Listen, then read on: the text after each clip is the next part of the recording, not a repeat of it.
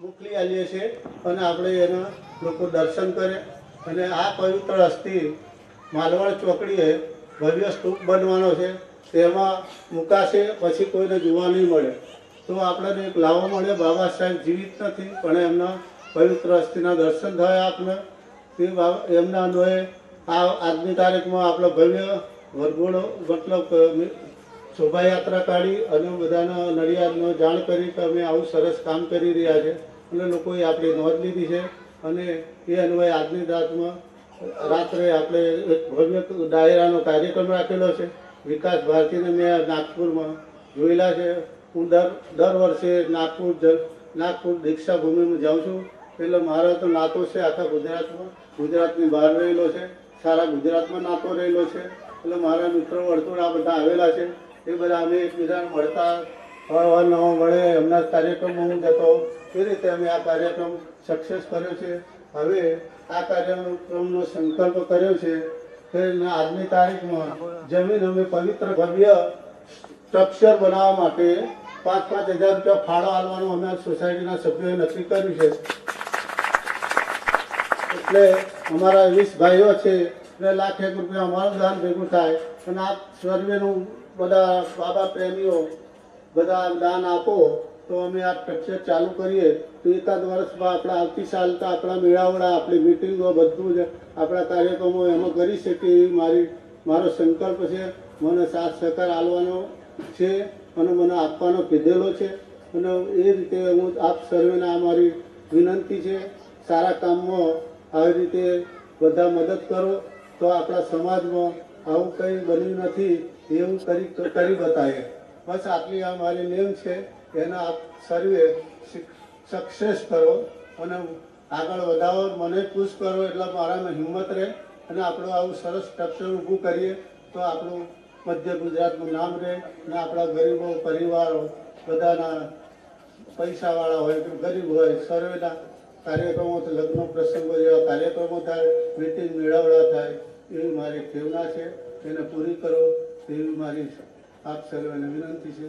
आटलू विरमू छू। जय भीम। तू नहीं है, तुझे जो छूते भी नहीं थे वो तेरे लिखे कानून पे जीते हैं मेरे बाबा। दिखाया तूने जो राह दिन दलितों के उन, दिखाया तूने जो राह दिन दलितों का उन, राह पे चल के लोग आसमान को छूते हैं मेरे बाबा। तेरी आंखों का अपनी आंख में बना के, तेरी आंखों को अपनी आंखें बना के लोग दुनिया को देखते हैं मेरे बाबा। जान तू, मान तू और ए जहान तू, और ऐसा हर माँ का लाल कहता है मारा बाबा। तू नहीं है लेकिन करोड़ों के दिल में तेरा नाम धड़कता है मारा बाबा। जय भीम। खूब खूब आभार माननीय સુરેશભાઈ મેરિયા.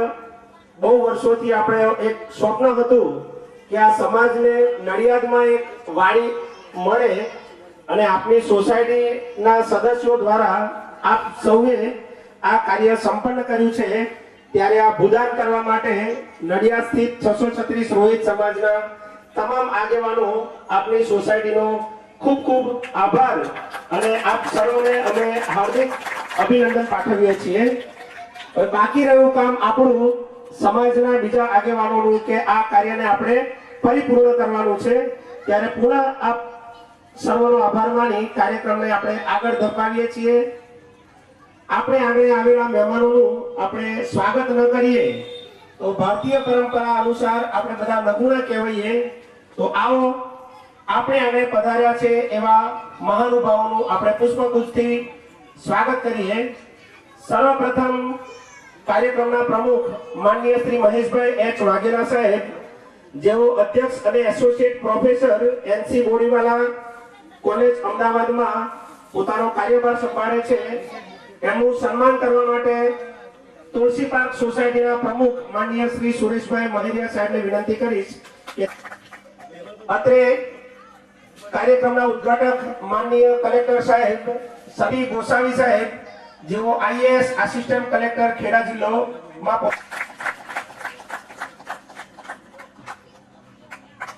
અતિથિ વિશેષ સામાજિક અગ્રણી ડોક્ટર નીતિનભાઈ ગુર્જર સાહેબ, જેમનું સન્માન કરવા માટે હું ડાયાભાઈ તાળીઓના ગડગડાટ શબ્દ વધારી દઈશું. મુખ્ય નાયબ જિલ્લા વિકાસ અધિકારી શ્રી અમદાવાદ, અધ્યક્ષ રાજ્યશાસ્ત્ર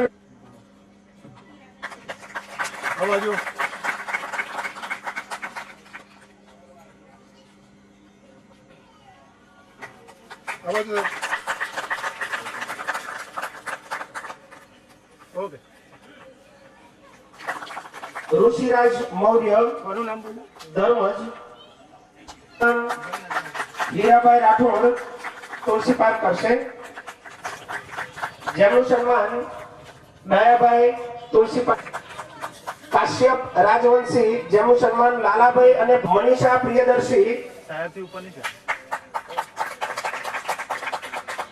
મનીષા પ્રિયદર્શી, જેનું સન્માન દક્ષાગર,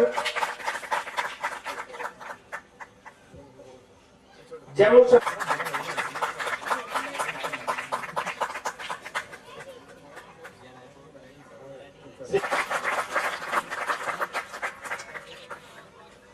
આજના કાર્યક્રમના આપણે તાળીઓના ગડગડાટથી સુરેશભાઈનું અભિવાદન કરીશું.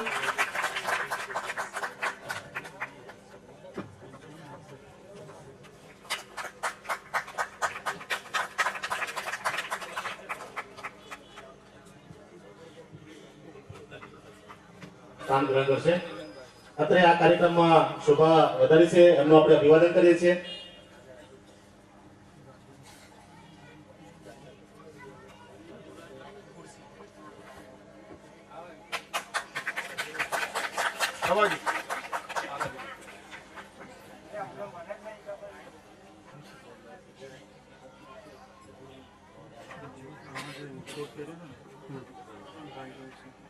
કપાળવંતથી આવેલા મનુભાઈ ધુડાભાઈ 1651 રૂપિયા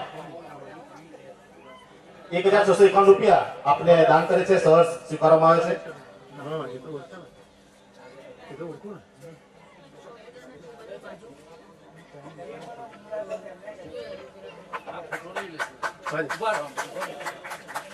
સુરેશભાઈને વિનંતી કે તેઓ મનુભાઈનું પુષ્પગુચ્છથી સન્માન કરશે.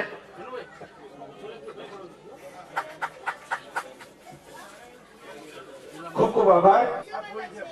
અને જેની આપ સૌ ખૂબ આતુરતાથી રાહ જોઈ રહ્યા છો, ઘણા વર્ષના આપણા સંકલ્પો હતા કે આ સમાજના આટલા બધા માણસો નડિયાદમાં રહે છે, છતાં બેસવા માટેની કે મીટિંગ માટેની કોઈ જગ્યા નથી. ત્યારે તુલસી પાર્કના રહીશોએ ખૂબ ભગીરથ કાર્ય કર્યું છે. તો એ કાર્યના અંતર્ગત તુલસી પાર્કના પ્રમુખ માનનીય શ્રી સુરેશભાઈ સન્માન કરવા માટે હું ડોક્ટર ઈશ્વરભાઈ મકવાણા સાહેબ, પ્રેમજીભાઈ, પ્રમુખ શ્રી, મંત્રી શ્રી અને ઉપપ્રમુખ શ્રી ત્રણેય ઉપસ્થિતિમાં સમાજવાડીની અર્પણ વિધિ થઈ છે. પણ સુરેશભાઈ અને એમના તુલસી પાર્ક સોસાયટીનું સ્વાગત કરશે. દેવજીભાઈ બિહરિયા.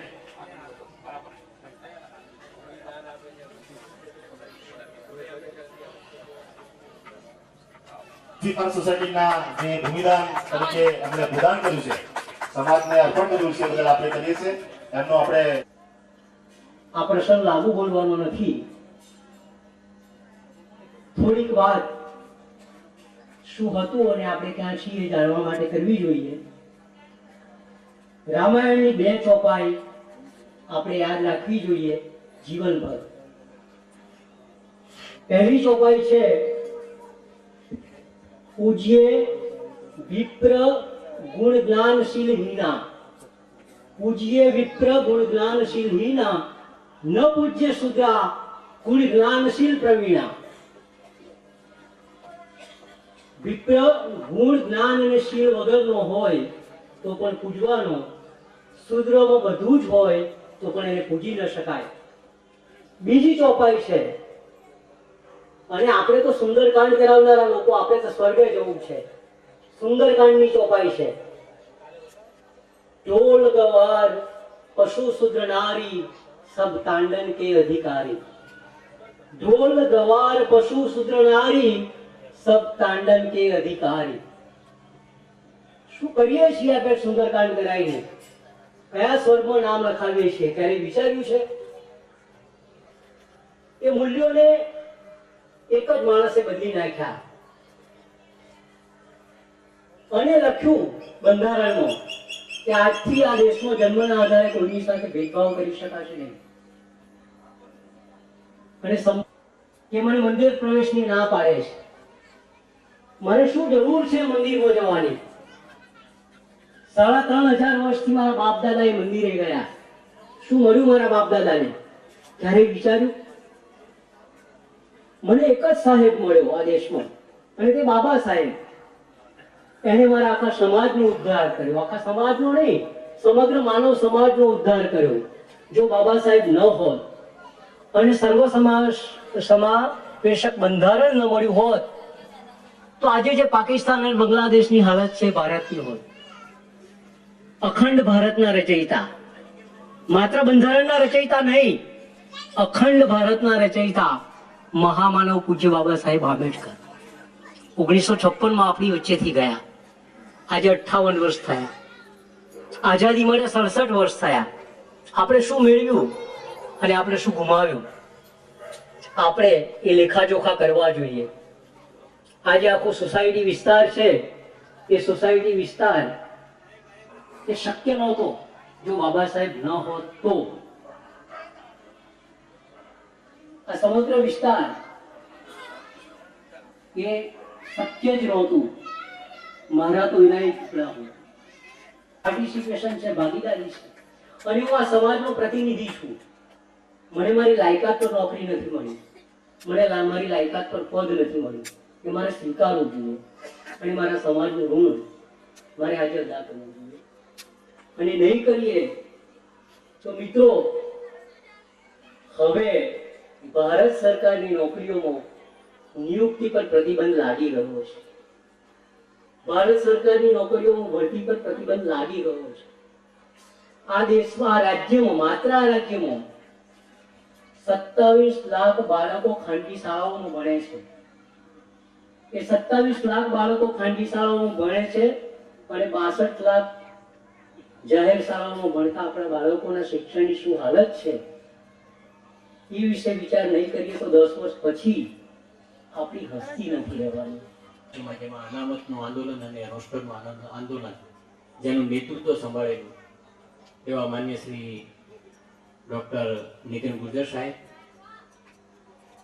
વાઘેલા સાહેબ,